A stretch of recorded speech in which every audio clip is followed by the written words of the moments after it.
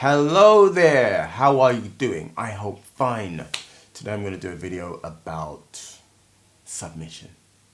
That's right, I said it, submission. Women, submit to your husbands.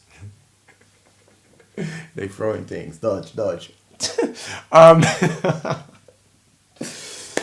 this has been coming up quite frequently for me recently, so I've been speaking about it a lot and figured I might as well do a video. Some friends have been asking, how do you find a godly partner, and is it okay to date and stuff like that, and why do women have to submit? Seems to always come up. Dating. My opinion, it can be problematic.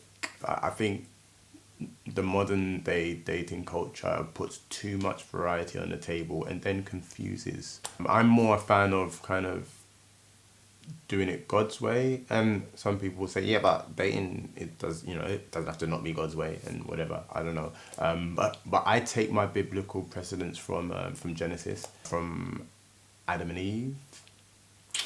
What we see there in, I think it's Genesis 2, we see that God made man, and he gave him a purpose. It's like he saw that there was no man to work the land, and so he makes Adam, right? So here is Adam and purpose. God has a specific purpose for his creation, right? So we see that. And so Adam gets along, work in the land.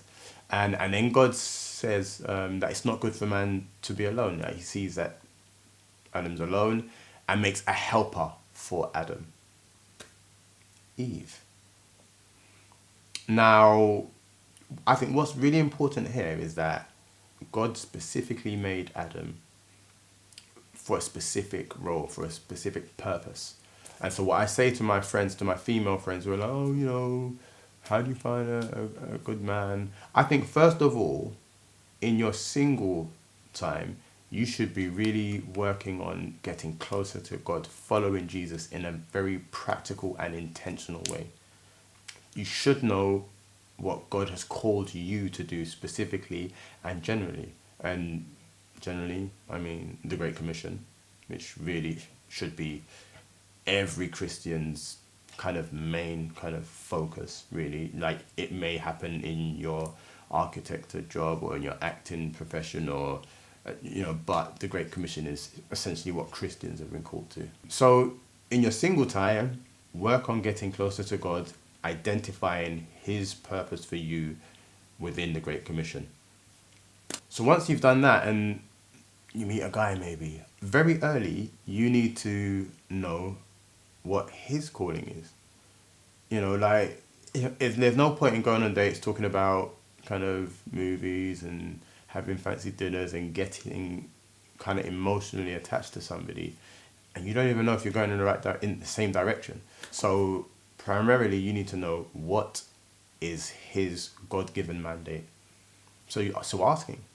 Now, women, if you ask him this question and what comes out of his mouth does not to you sound like the Great Commission in some way, shape or form, move on. Like, that's not for you. That's only going to take you away from where you should be going. Again, you have to take time in your single time to work out, this is what God is calling me to. So now when you speak to this man and he says, oh, well, here's my vision, this is what I've called to, you can quite easily work out, okay, are we going in the same direction? Now, let's say you do not necessarily see yourself going in that direction, but you believe in his God-given vision. You hear it and something within you says, we could help him accomplish this. We can make this our mission. If you choose to, then it's a safe place to go. It's a safe person to be with, potentially. There are other things to check, but I'm talking about primarily the first check. First thing, what are you doing for God? Does it align with what I'm doing for God? And if it doesn't, can you put your mission on pause to help him with his mission? If you can, then again, this might be an area that you can go into. Not saying you have to, but if you choose to, that's fine. Now I'm going to talk about submission. A lot of women are like, yeah, but why does the woman have to put her dreams aside and go after his. You don't have to. It's your choice to be with this particular person. Oh, but why does a woman have to submit to him? And why can't a man submit to? Well, guess what? The man is already submitted. He submitted to God. See, God saw that there was no man to work the land, and God said, work the land. What man could have said was, nah, I don't want to do it. Cool. That man is not submitting. That is a man that I do not suggest any woman to submit to. But from you can see that he is submitted to God's vision, has a biblical mandate, something that very closely resembles the Great Commission. He's submitted. So you submit to him and y'all go together. But it's not that a woman has to submit, it's that she would choose to. She has the power to not submit. But if not, things don't work out, So that's what I'll say about submission.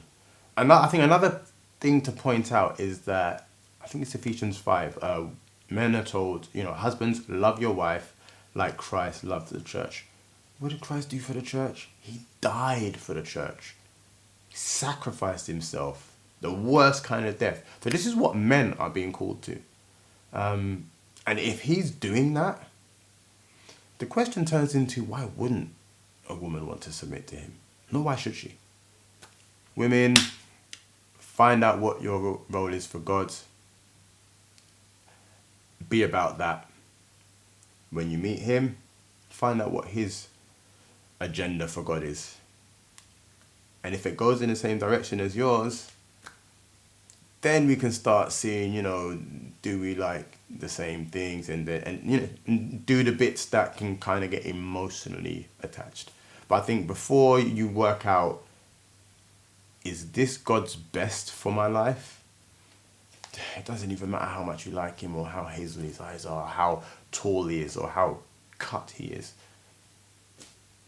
The Great Commission is really important, and we're not speaking about it enough nowadays. So I say make the Great Commission important to you in your life and make it high on your list of things that your partner needs to be enthusiastic about.